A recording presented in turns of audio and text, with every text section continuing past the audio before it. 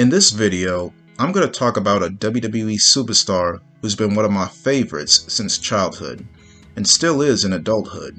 The WWE superstar who's been very underrated and underappreciated, in my opinion. And his name is Matt Hardy. The real Matt Hardy.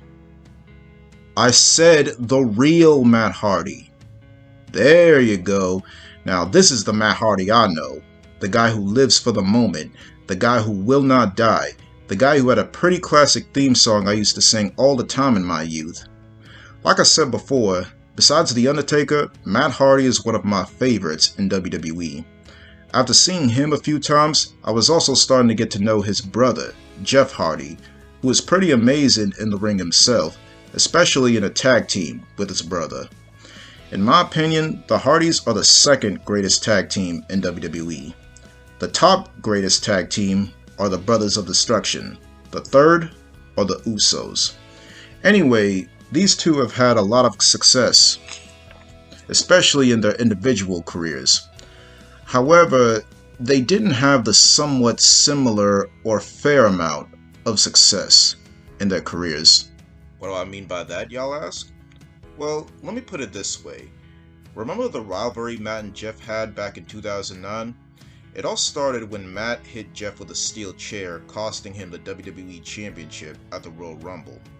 On SmackDown 5 days after the pay-per-view, he explained why he did what he did, saying he was tired of sharing the spotlight with his brother, and most importantly, being overshadowed by his brother. He said that he doesn't even acknowledge Jeff as his brother, and the only person he cares about is himself. The rivalry lasted for a few months, with Matt gaining the upper hand a few times, like beating Jeff at WrestleMania 25, and eventually Jeff won the rivalry at Backlash. And eventually they got back together. I was 13 at the time and was pretty mad at what Matt did. But looking back at this, I can't help but feel for Matt being overshadowed by his brother. Most people say that Matt was just jealous of Jeff. Well, all I can say to that is, I don't blame him one bit. Even though this was all just a storyline, it's no secret that WWE has always favored Jeff over Matt over the years. I mean, Jeff is a Grand Slam champion. He's been on many main events, had many world title opportunities. He's been on magazine covers, posters. He's been in 4 Elimination Chamber matches. And most importantly, Jeff Hardy is a 3-time world champion. How many times was Matt world champion?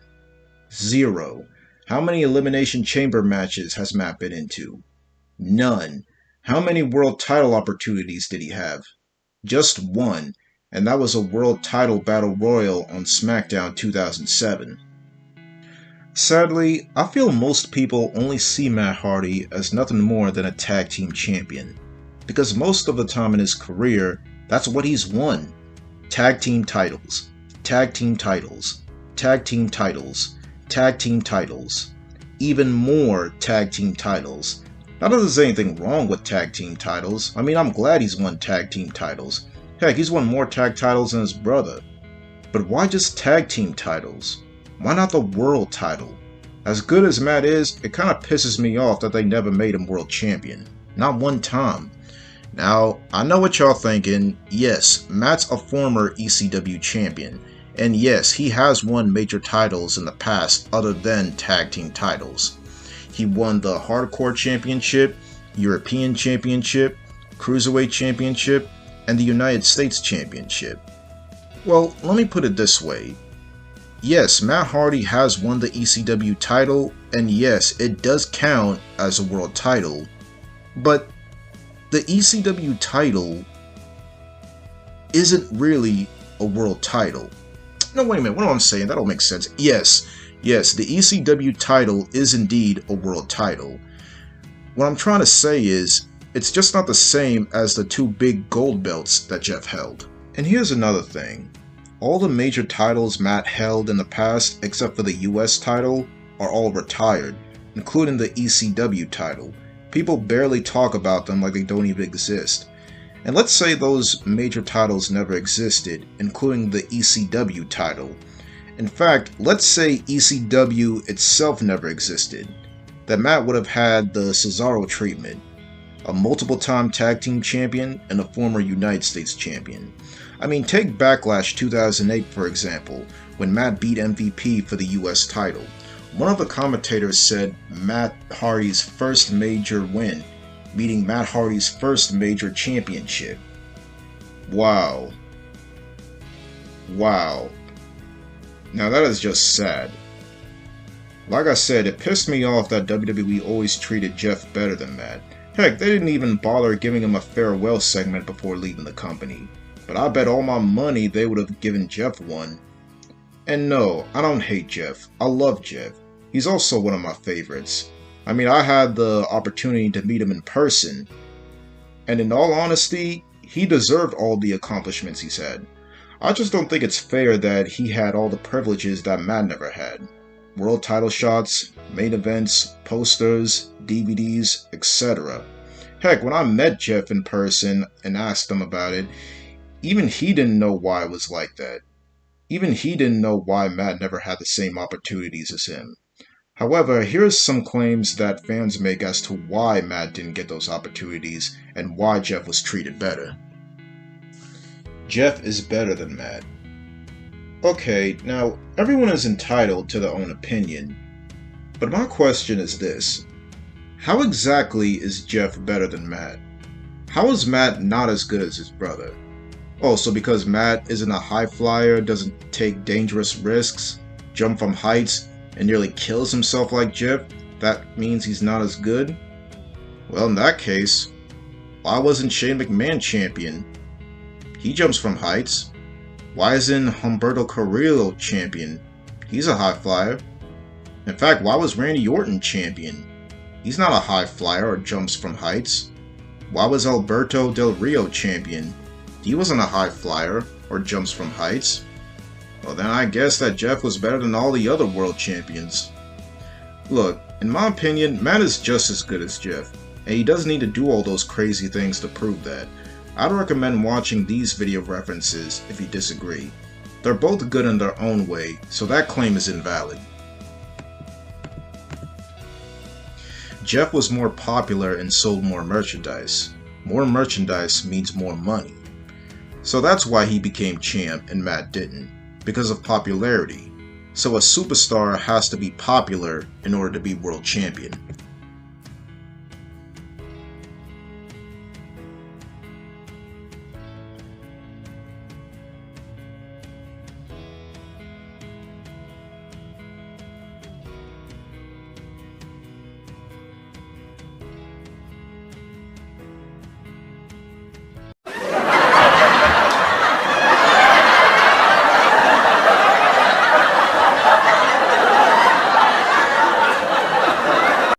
So y'all telling me those guys were popular?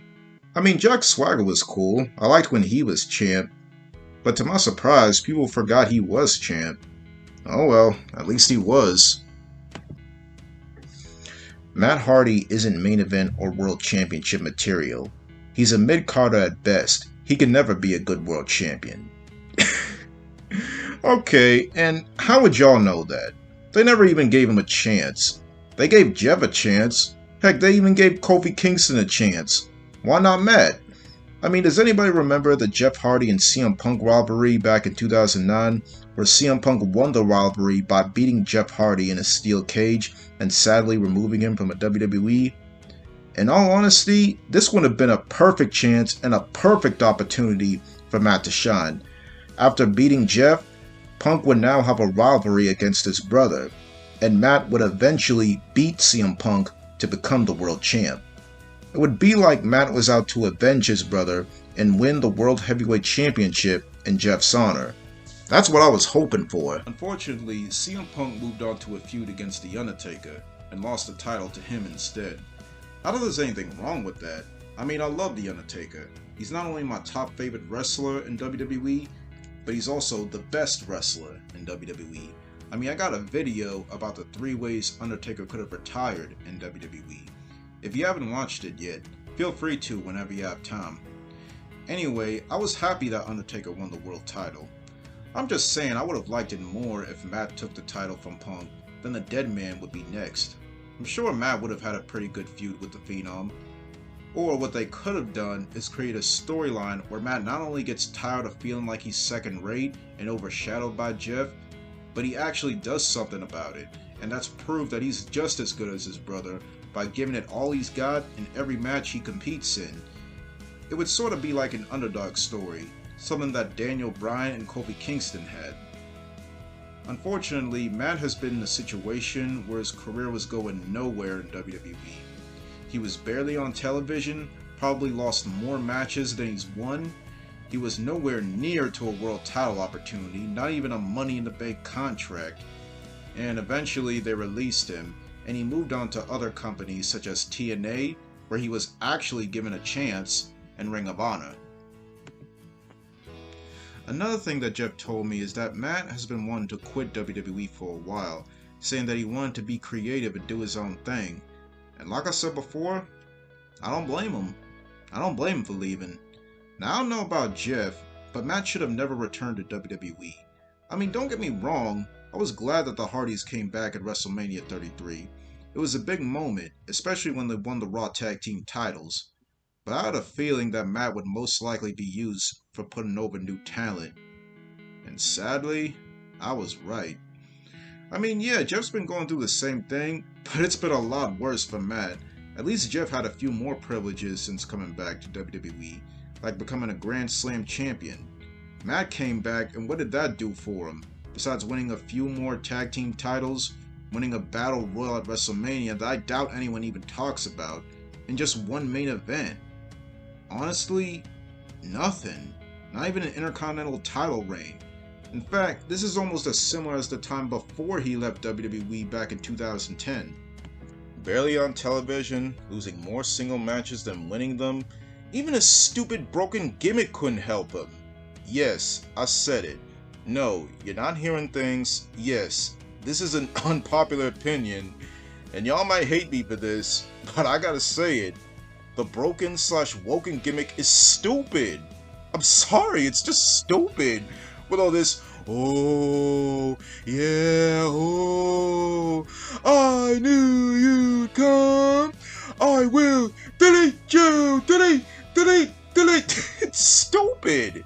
It's horrible. This is not Matt Hardy. Well, not the one I know at least. But hey, people like it. It became popular, so I was like, okay, maybe this might work. Maybe this gimmick will give him a serious push. A universal title opportunity. Wrong. They just put him in another tag team with Bray Wyatt.